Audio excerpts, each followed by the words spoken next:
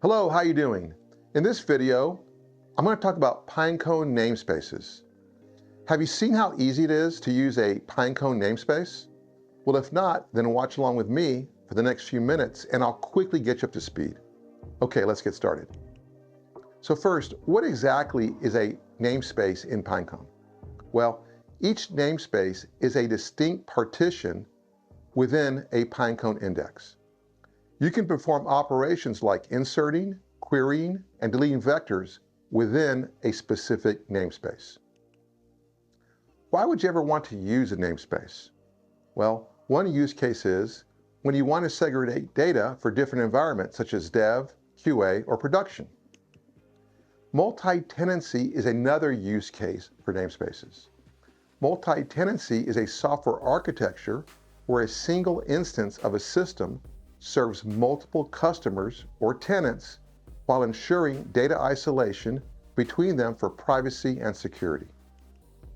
Namespaces enable you to implement multi-tenancy by segregating different users or customers' vector data all within the same index. This is the use case I'll show in this video. Before we get into the namespace examples in Pinecone, first you need to get a Pinecone account, and second, you need to get an API key. In an earlier Pinecone video on Pinecone indexes, I cover what you need to do for both of these steps. If you want to see this in more detail, feel free to go back and watch this video, but for now, I'll keep moving along. In this video, I'm going to show examples in Python. You'll first need to download the Python client library. You can do this using pip install.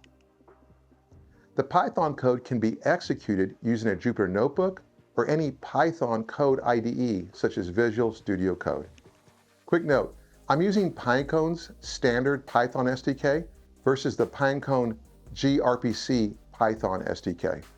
I'll do a video on the differences between these two SDKs in the next few weeks, but for this video, please know I'm using the Pinecone standard SDK. The first thing we need to do in the Python code is import time and then import the Pinecone and serverless spec classes. This brings in all your dependencies into the Python runtime. Next, you instantiate a Pinecone object and pass it your API key. Now, let's create the index we'll use in our example. We call the pinecone.createIndex. First, I pass in the index name. Next, I pass in the dimension parameter. For this example, I'll set the dimension to 3, and I keep the metric parameter set to cosine.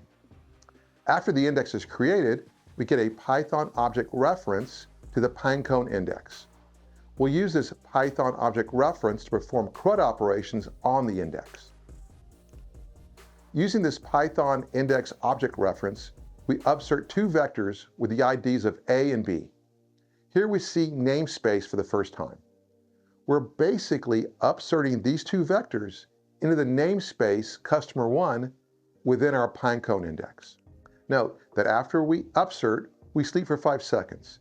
This is because Pinecone is an eventually consistent database, and it takes a few seconds for vectors to become visible on fetches and queries after you perform an upsert operation. Once 5 seconds elapses, I read back the vectors A and B using the fetch operation. Here, I specify customer1 namespace in the fetch operation. The fetch call returns results back, and I print them out to the console. Here are the results printed out to the console after running my Python script containing my upsert operation. So now, you can see after our upsert operation, the namespace customer1 has two vectors A and B. Now we're going to upsert a vector into the second namespace customer2. To make an important point, we will upsert another vector with the same ID equal A into the customer2 namespace. The vector values for this vector are 0.5, 0.5, and 0.5, which are different from the original vector with IDA, which contained values of 0.1, 0.1, and 0.1. After upserting, I read back my one vector with a fetch operation. This time I specify the customer2 namespace, and this highlights an important point. A characteristic of namespaces is that you can upsert a vector with IDA in one namespace, and then upsert a second vector with IDA in a different namespace, and the first vector is unaffected. These are two distinct vectors in the Pinecone index. Here are the results printed out to the console after running my Python script containing my upsert operation. You can see the vector A in the Pinecone index under namespace customer 2. This is the second vector with values of 0.5, 0.5, and 0.5. Now you can see the 3 vectors in the Pinecone index. There are 2 vectors in customer 1 namespace and 1 vector in the customer 2 namespace.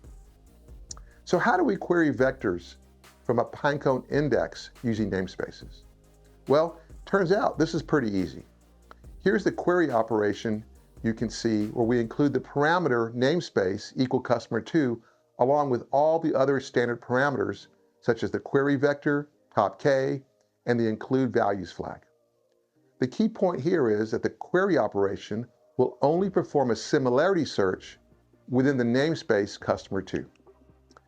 Here's the console output after running my query operation. Note that top K is set to 5, but we only get back 1 vector since the customer 2 namespace only has 1 vector. Okay, so now you should have a basic understanding of namespaces in Pinecone. In summary, vector upserts, vector deletes, fetches, and queries all support namespaces. In upcoming videos, I'll be covering metadata. Feel free to check this video out to see how easy it is to take advantage of this Pinecone feature in your LLM-driven system. Okay, thanks for watching. This video, along with all my other videos in the Vector Databases playlist, are listed in the YouTube description. I invite you to watch other videos on my channel. If you like the way I'm sharing this content, please consider subscribing. When you subscribe, this really helps my channel grow. One last thing, we all love technology, and we're all excited about all the innovation with the cloud and machine learning AI. But don't forget to carve out some time to live in the real world. Go outside, go swimming, go hiking, go climbing, go surfing. Get out and move your body. And if you do, let me know in the comments. I want to hear about it. And with that, have a great day. Thanks.